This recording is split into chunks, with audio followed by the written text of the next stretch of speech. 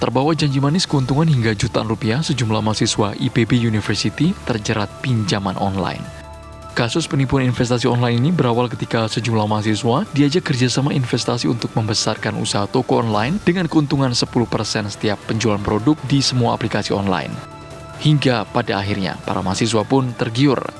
Dari 162 mahasiswa yang mengaku terjerat pinjaman online, sebagian sudah melaporkan kejadian ini ke Satreskrim Polres Bogor Kota, namun sebagian lain masih menutup diri karena takut ketahuan orang tuanya.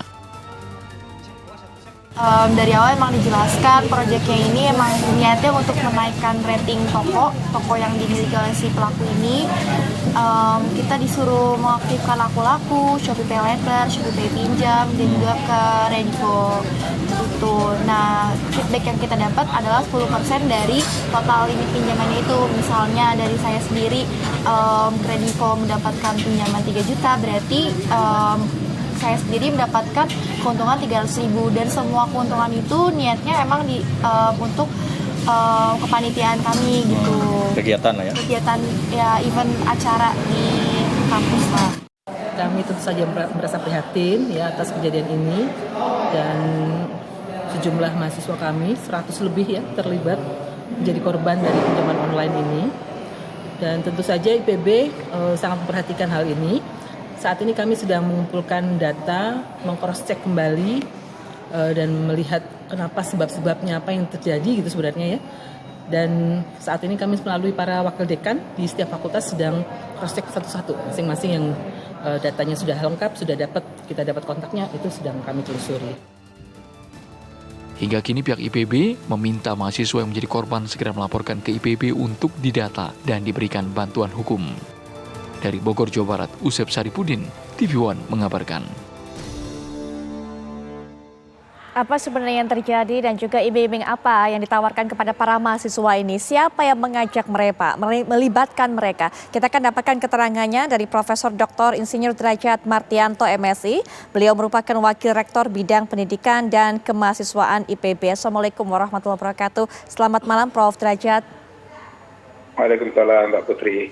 Baik, dan juga nanti akan memberikan pandangannya Ketua Satgas Waspada Investasi Bapak Tongam L. Tobing. Selamat malam Pak Tongam. Selamat malam Bu. Baik, kita ke Prof. Derajat terlebih dahulu. Prof. Derajat, total hingga malam hari ini apakah ada perkembangan berapa jumlah mahasiswa yang melapor menjadi korban?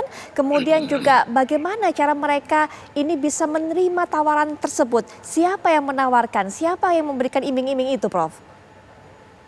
Ya, baik, terima kasih.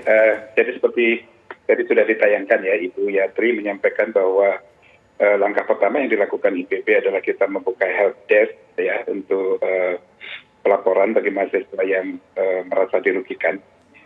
Dan saya sebetulnya mendapatkan informasi ini beberapa hari lalu dari seorang kolega. Di situ ada laporan polisi 302 orang. Setelah kami telusuri dalam beberapa hari ini, clear bahwa yang mahasiswa IPB itu ada 116 orang ya Mbak Putri ya. Tapi tentu data ini masih bisa berkembang karena masih ada beberapa yang belum melaporkan. Jadi untuk sementara 116 orang, sedangkan sisanya dari 300 orang itu mahasiswa dari berbagai perguruan tinggi lain. Jadi ini bukan hanya mahasiswa IPB nampaknya. Saya melihat listnya ini, tersebar di berbagai perguruan tinggi baik swasta di Bogor maupun negeri di Jakarta, ada juga di Serang, bahkan ada yang di Sumatera Utara, Jawa Tengah dan sebagainya. Jadi cukup luas ini. Jadi kenapa itu bisa terjadi? Tadi sudah dijelaskan ya oleh salah seorang mahasiswa kami. Jadi memang begini, ini sebetulnya kami juga baru melakukan investigasi, bahkan sekarang di ruangan lain Pak Rektor bersama dengan para dekan, wakil dekan juga sedang berkumpul dengan para mahasiswa untuk menelusuri lebih lanjut supaya kita bisa melakukan tindakan-tindakan yang tepat gitu ya.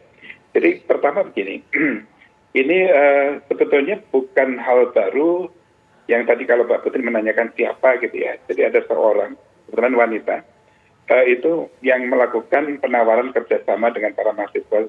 Saya baru tahu bahwa ini sebetulnya sudah terjadi sejak tahun lalu. Tapi sampai dengan bulan Agustus tahun ini, kerjasama itu menurut mahasiswa berjalan lancar.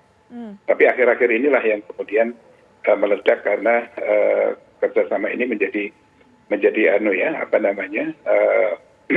tidak lancar dan aura penipuannya itu kental sekali. Seperti tadi disampaikan. Baik, sebelum kita nanti mendengarkan Prof. Derajat bercerita lebih lanjut sebenarnya siapa pihak-pihak yang mengajak kerjasama ini, dari internalkah atau dari luarkah, bagaimana kemudian mereka bisa berkenalan, menjaring begitu banyak mahasiswa. Pak Tongam, bagaimana pandangannya mengenai hal ini? Apakah ini juga merupakan metode baru atau sudah sempat ada metode-metode seperti ini sebelumnya, Pak? Iya, kejadian yang menjerat mahasiswa IPB dan masyarakat di sekitar kampus ini memang merupakan dugaan penipuan ya, yang dilakukan dengan kedok menawarkan kerjasama usaha penjualan online di toko online milik pelaku dengan imbal hasil 10% per transaksi ya.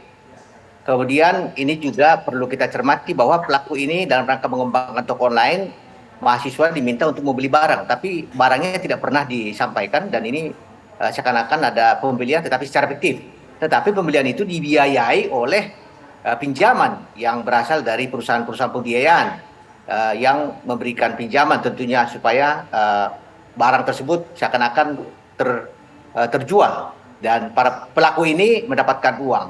Nah, kejadian-kejadian seperti ini memang merupakan penipuan yang umum dilakukan. Tetapi apa yang kita bisa lihat dari kejadian ini adalah yang pertama, bahwa pemberian imbal hasil 10% per transaksi dari suatu kegiatan investasi adalah tidak masuk akal.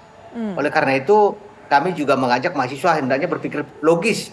Kegiatan-kegiatan ini, apalagi mereka sudah mendapatkan suatu fakta bahwa mereka itu seakan-akan mendapatkan pembelian dari barang. Jadi pembelian fiktif. Seharusnya sudah menimbulkan kecurigaan bagi mahasiswa bahwa ini adalah sesuatu yang tidak benar. Baik, Pak Tongam, mohon maaf mungkin saya potong terlebih dahulu, izin Pak sampai di sini. Kita nanti akan lanjutkan lagi Pak Tongam, tapi setelah jeda kami segera kembali saat lagi.